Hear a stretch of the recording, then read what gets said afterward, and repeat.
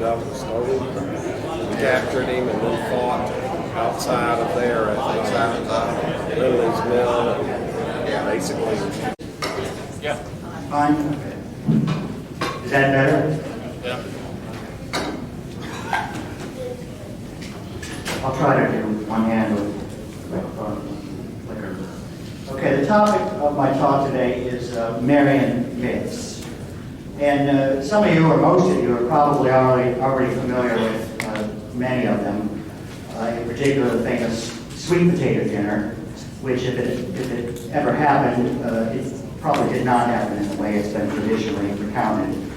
And the story about how Van Tarleton allegedly gave Marion his nickname, the Swamp Fox. Hint, he didn't.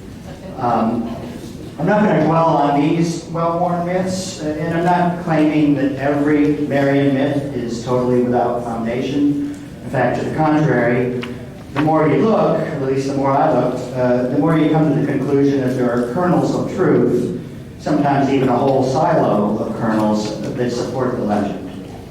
There's a lot about Marion that we just don't know and will never know, and it's foolish for anyone to pretend they have all the answers or can neatly separate the facts from the myths. So instead, I'd like to talk about a few points of departure between myself and previous Marion biographers, things that I came across in my research and writing that cast doubt on some of the traditional versions of some key events, or at least where I put forth a little bit different hypothesis or twist on the standard accounts. Before doing that, though, I'm going to read to you a couple short excerpts from the beginning of my new book to kind of get us into the Marion mood. This is from the very first page.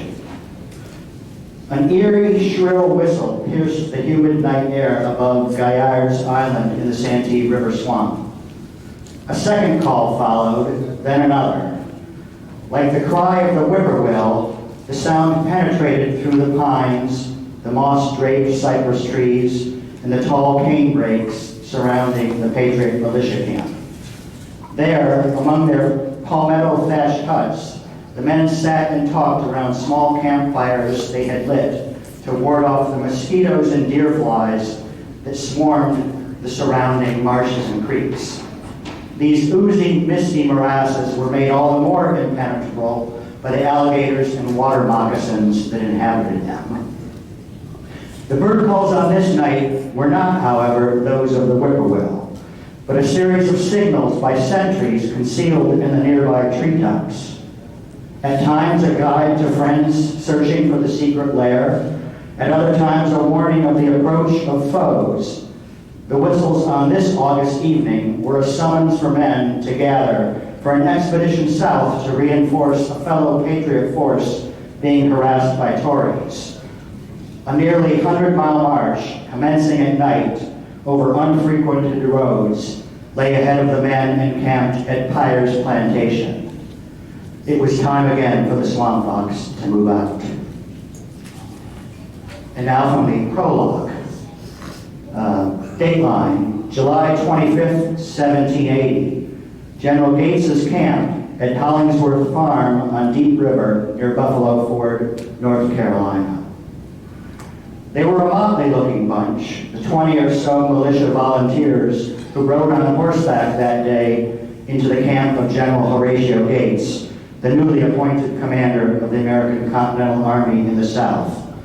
Some were white, some were black, and among them was a Catawba Indian or two, enemies of the British and Cherokees. A few of the soldiers were barely in their teens.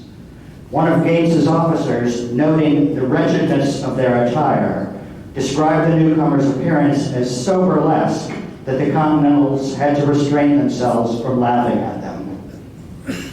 At their head rode a diminutive 48-year-old man who, at around 5'2" and 110 pounds, possessed the physique of a 13-year-old boy. His knock knees, deformed since birth, nearly touched one another. His hook nose and narrow face gave him a somewhat homely appearance, and he walked with a pronounced limp. Yet his flashing black eyes and steely demeanor, along with his blue Continental uniform, rumpled though it was, cautioned the mocking soldiers not to laugh at the ragged group in his presence. Now, you've probably all seen the movie The Patriot, starring Mel Gibson, which was loosely based, in part, in significant part, on Frances Marion. And you probably already know that Marion looked nothing like Mel Gibson. Marion wasn't married, at least not until late in life, unlike Mel Gibson's character, who was a widower at the time of the Revolution. Nor was Marion a pacifist or a reluctant revolutionary like the Mel Gibson character, who was called Benjamin Martin in the movie. Marion was a true believer in the cause of independence, as were his older brothers and their wives and families, mostly the Alstons of Georgetown. Marion was a member of South Carolina's first provincial Congress, elected in late 1774, and while he was no radical firebrand like the Charleston elite, he was no less committed to the Revolution.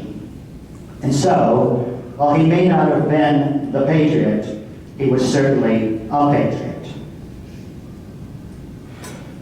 Marion also didn't fight like Mel Gibson. Early in the movie, after he's been roused to action, Mel Gibson is seen attacking a long column of British soldiers in the woods, practically single-handedly. He has the help of a couple of his kids, grade school age. He fires several muskets from different spots and throws his tomahawk with great accuracy into the British redcoats. And at the end of the movie, we see him in hand-to-hand combat, a fight to the death with the evil British cavalry commander.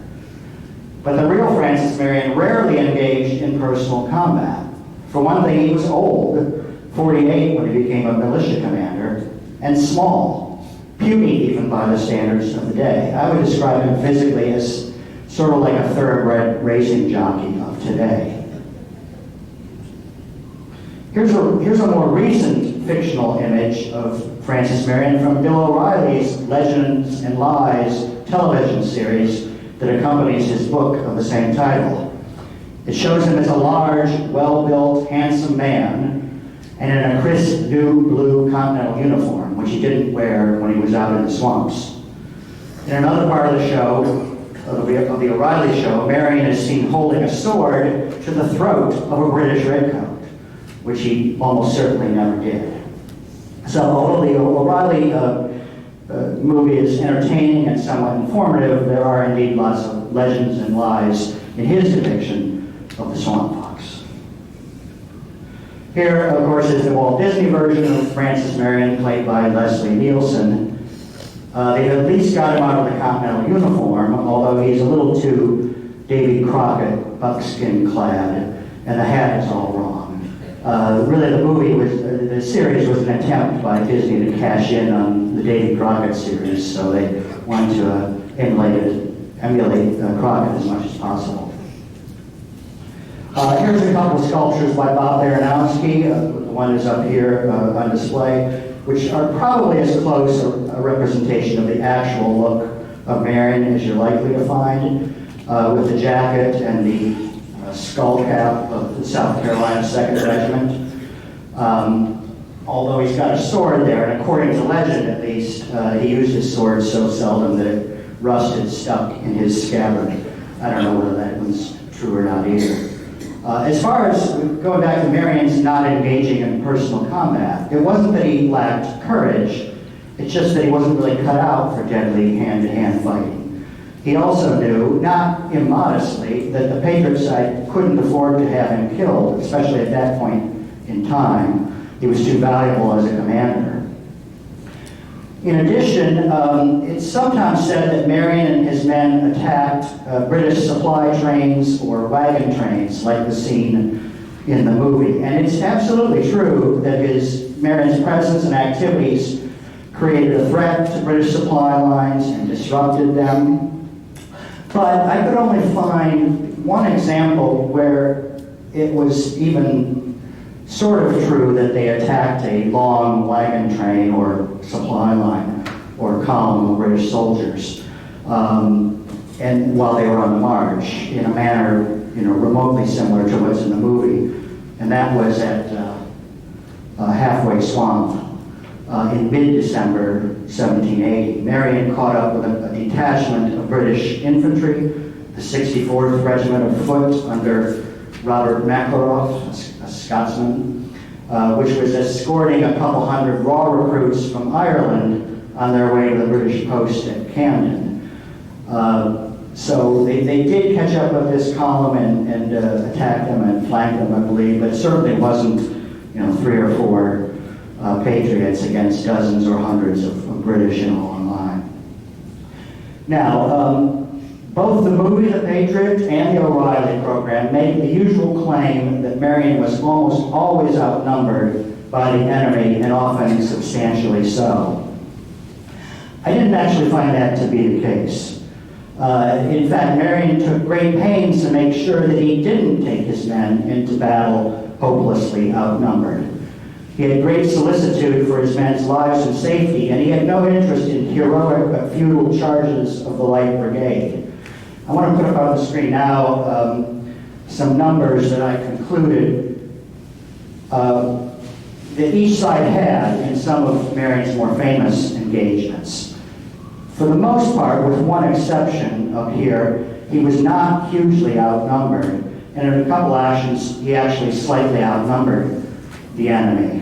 We have the first, his original engagement at Sumter's Plantation, where he, according to his own letter to Gates, outnumbered the British 70 to 60. Blue Savannah is, and I'll get to that in a bit, that's the one where he was substantially outnumbered, almost 5 to 1.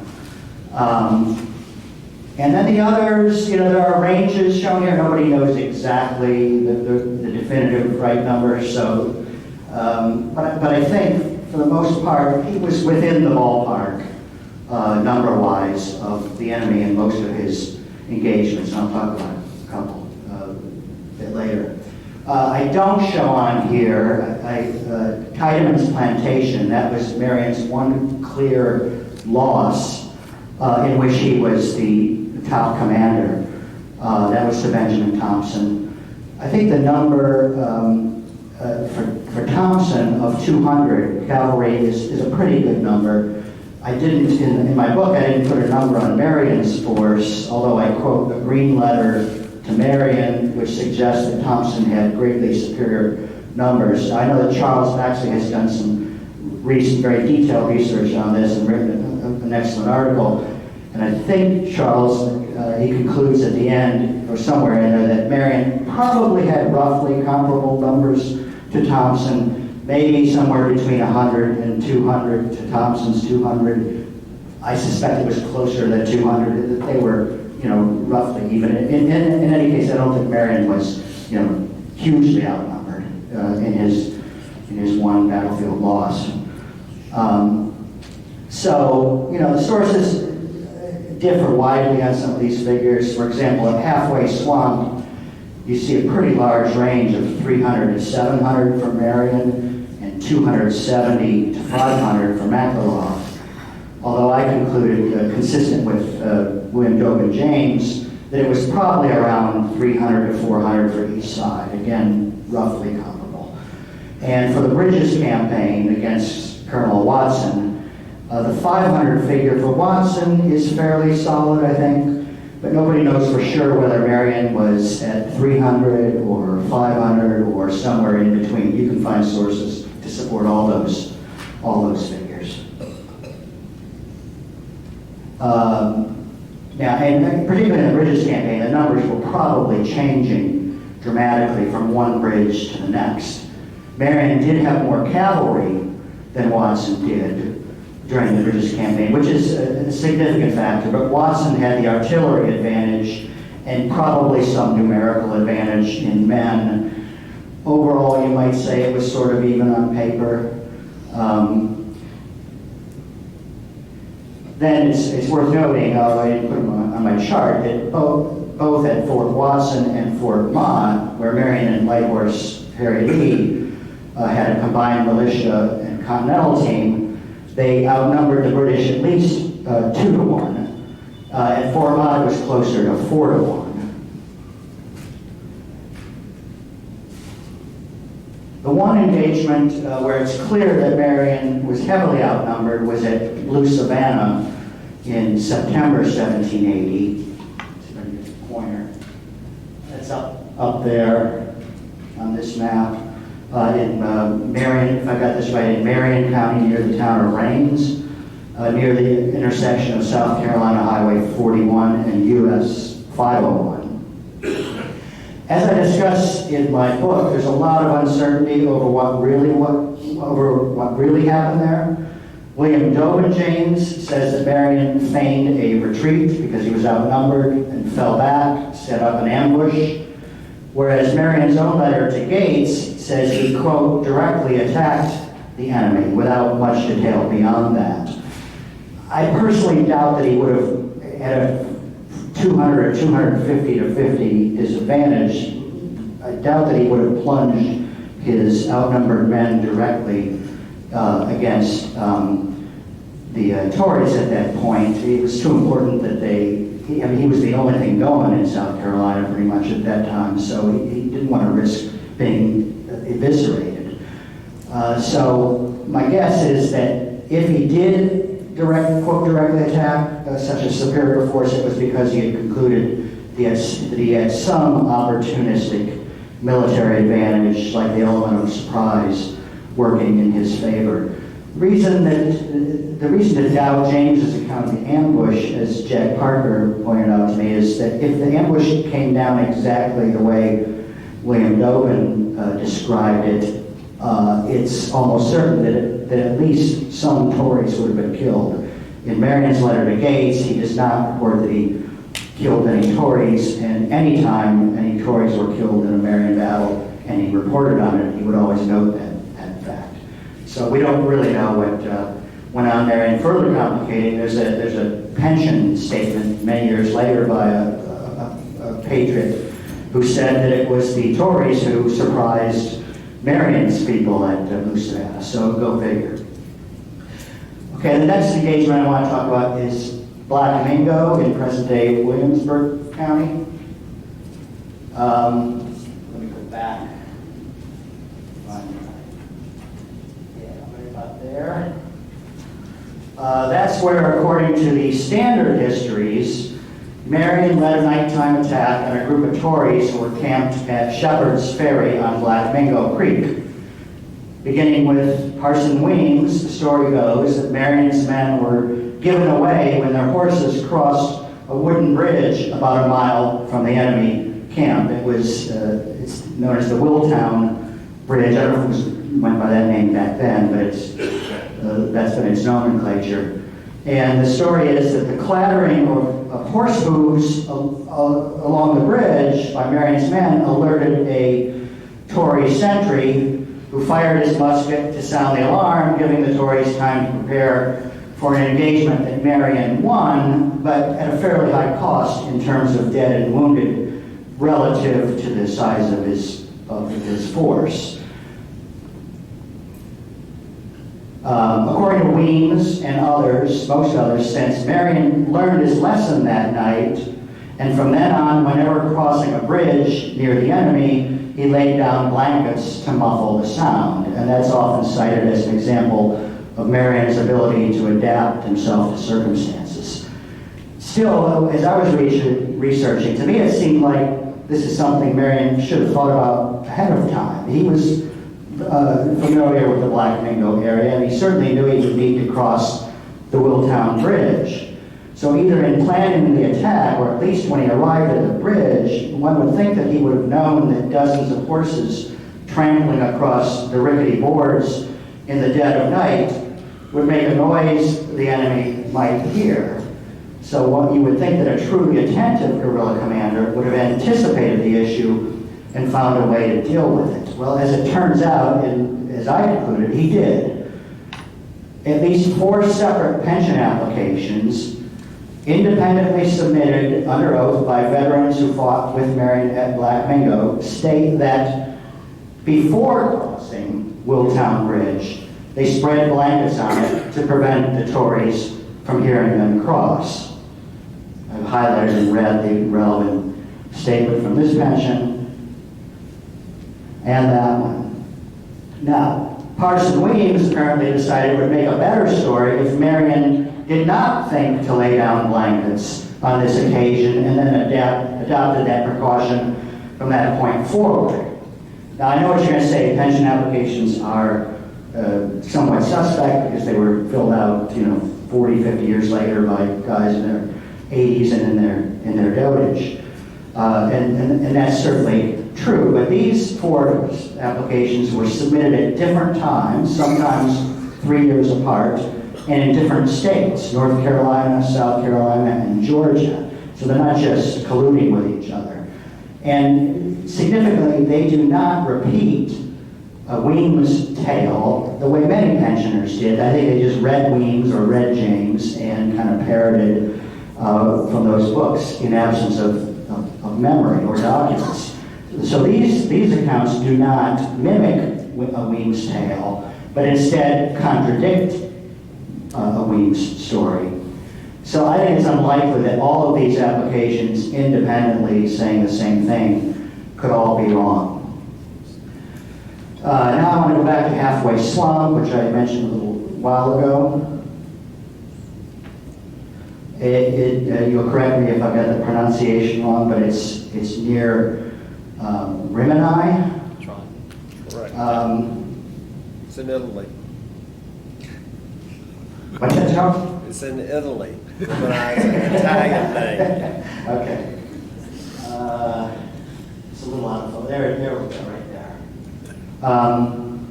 So this is the one where they did arguably attack a column of British soldiers. And after catching up with that column, the British basically, or at least their raw recruits from Ireland, panicked. Marion drove them into an open field where the enemy took cover behind a rail fence. Marion drew up his horsemen on the road alongside the Elliott Mill Pond, which is I don't know if it's what state it's in now, but it's at least traditionally been a lime green quagmire, which to this day is one of the most visually striking swamps in all of South Carolina. Picture, yeah, there it is. So anyway, both sides were staring at each other in the field, sort of at an impasse. And then, according to tradition, the 2 commanders agreed on a very unorthodox way to carry on the fight. It's not clear whether Marion or McElroth came up with the idea, but they agreed to settle the contest by having 20 marksmen chosen by each side face off in a sort of duel in the open field. They stand in line and just shoot at each other. And as the story goes, it ended up being a non-event because when the 2 opposing lines marched toward each other and got to within 100 yards from each other, the 20 British soldiers shouldered their muskets and retreated back toward the main body. Marion's men let out a lusty cheer, claiming a moral victory, and so without a shot having been fired, both sides retired for the evening to plan the next day's operations. So I guess we're supposed to believe that if either side prevailed in this little shootout of 20 versus 20, the rest of the other side's 300 or 400 men would just fold their tent and give up. So how are they supposed to determine the winner anyway? If one side killed 3 and wounded 6, while the other side kills 1 and wounds 10, who won? Who's the judge? In the book, I suggest that this story may have just been made up. The only source for it, William Dobin James, appears to have gotten it years later from a relative of his, Gavin Witherspoon, who claimed to be the first man picked for the Patriots' side. Gavin Witherspoon may have just spun a tale for James that the author regarded as too good not to use. Notably, in his letter to his new commander, Nathaniel Greene, afterward, Marion doesn't mention anything about this alleged gimmicky incident. Or does he? In his typically cursory report, Marion says that he had skirmaged, S-K-I-R-M-A-G-E-D, with the enemy. Now, the etymology of the word skirmish is kind of interesting. Back then, the word skirmish was generally used to describe a skirmish, that is a small but actual battle. And that's in fact how Marion used it on a couple of other occasions. So it's probably what he meant here. But it also had another meaning. Skirmish could mean scrimmage. That is a fake or simulated battle, as in sport, particularly fencing. So, could Marion have been slyly trying to obscure things a bit for Greene, too embarrassed to admit he'd gone along with or even proposed this highly bizarre idea? And so, using an ambiguous word he knew that Greene would interpret as skirmish, when in fact it was a scrimmage. Might the two sides have squared off for fun as a little break from the boredom and burdens of war? We'll never know, but it's an interesting possibility. As with many Marion legends, this may be one where there's a kernel of fact underneath the myth. The last engagement I want to talk about is the one at Lower Bridge, a few miles south of Kingstree in March 1781. Again, the Bridges, part of the Bridges campaign, in which, sometimes called Watson's Chase, in which the British Lieutenant Colonel John Tadwell Watson, his actual name was John Tadwell Watson, for some reason. It started out as, I call it the Hound chasing the swamp fox along the Santee River from west east, and ended up with the tables reversed, with Marion becoming the Hound chasing Watson, the fox, all the way to Georgetown. The pivotal or turning point of that campaign was at Lower Bridge, where a group of Marion's men, McCaughtry's rifles, they were called, had sort of a turkey shoot against Watson's men as they tried to ford the Black River, the bridge having been destroyed by the Patriots. There's a couple of shots of modern-day Lower Bridge. Both Parson Weems and Dobin James say that Marion was there at Lower Bridge with McCaughtry's riflemen, who had gone there earlier at Marion's direction with Major John James, William Dobin's father, to take out the bridge and protect the crossing over into the King Street area. According to these sources, Marion got there just in time for the battle. I question whether Marion was ever there. The only primary source we have for that battle, and it's very brief, is the diary of Henry Nace, a rank-and-file soldier who was with Watson. His diary, which he kept almost every day during this time period, notes an encounter with Major John James on March 12th, which is about when the Lower Bridge action took place. We don't know the actual day.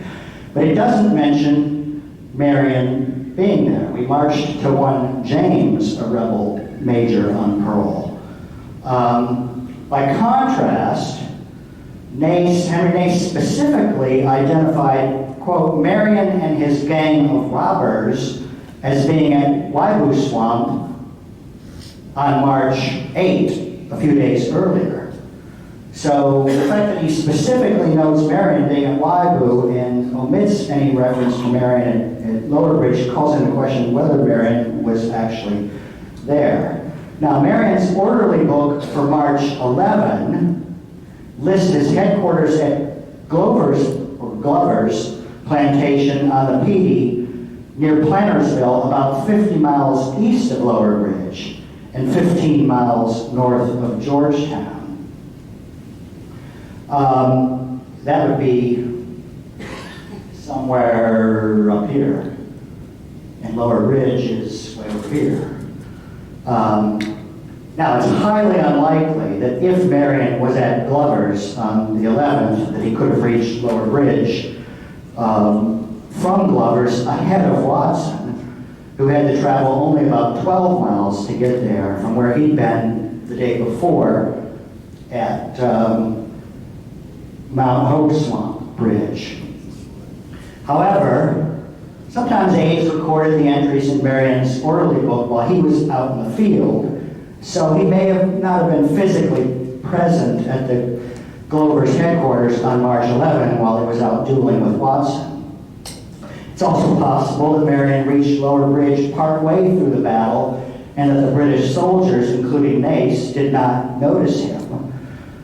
Or March 11 is a typo for March 21, and we know Marion was in that Glover's area on March 21.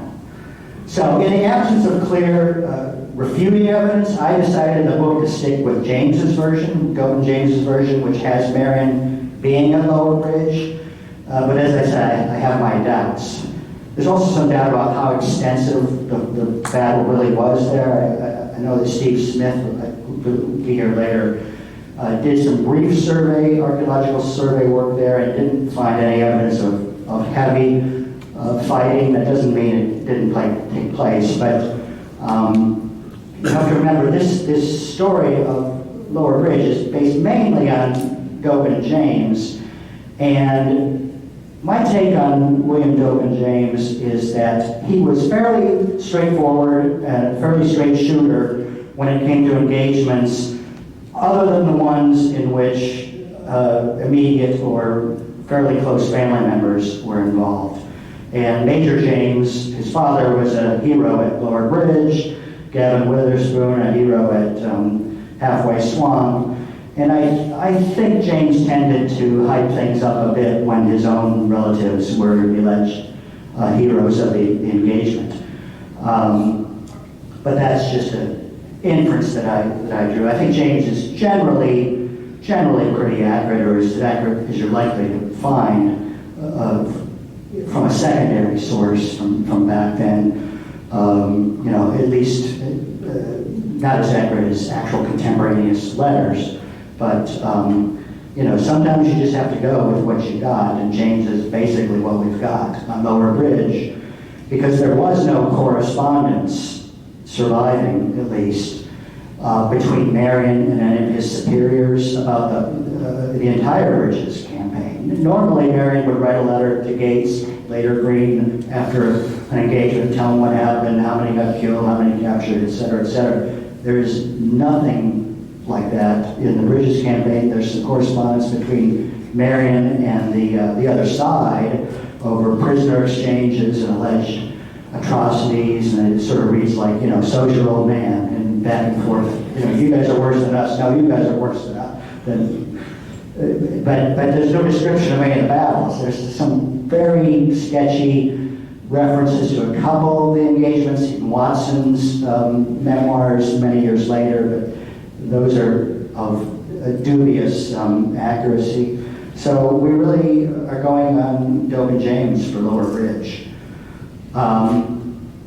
So there's several other Marion engagements where I have different wrinkles on what happened from what others have written, including Marion's participation in the Cherokee War, the action at Parker's Ferry, which is a really interesting one, and a few others, plus some aspects of his personal life, his legislative service, his relations with slaves, and I'll just have to leave you to read the book for those.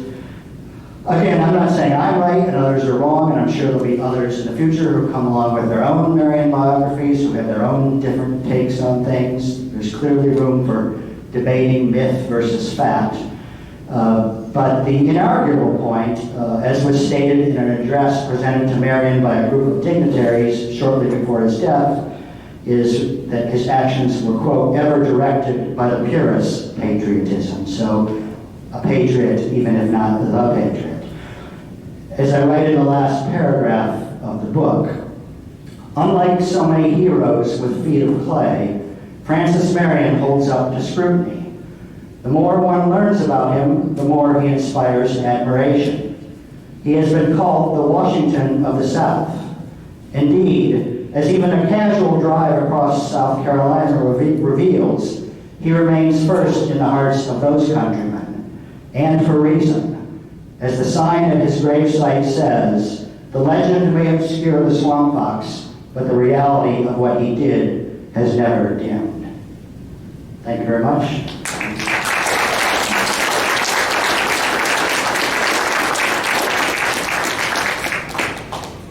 Happy to answer any questions. How are we doing on time, George? Okay. Yeah, what's the drill? You take I it. can say it loud enough. You use the other mic. Oh, okay. Nobody can hear you, Must be the mic. The orderly book for 1781, at any rate, that you refer to, has two very interesting entries in it that say when they were at the high hills, it was Marion's camp. Nowhere else is that referenced, and I do believe that that orderly book is for a detachment of Marion's men that operated very often separately from Marion.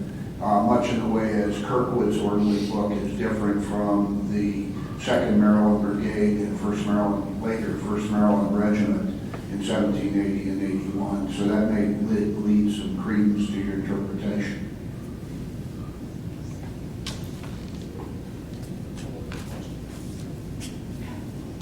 That's a point of clarification. Yeah. Support. Oh, yeah. No, I'm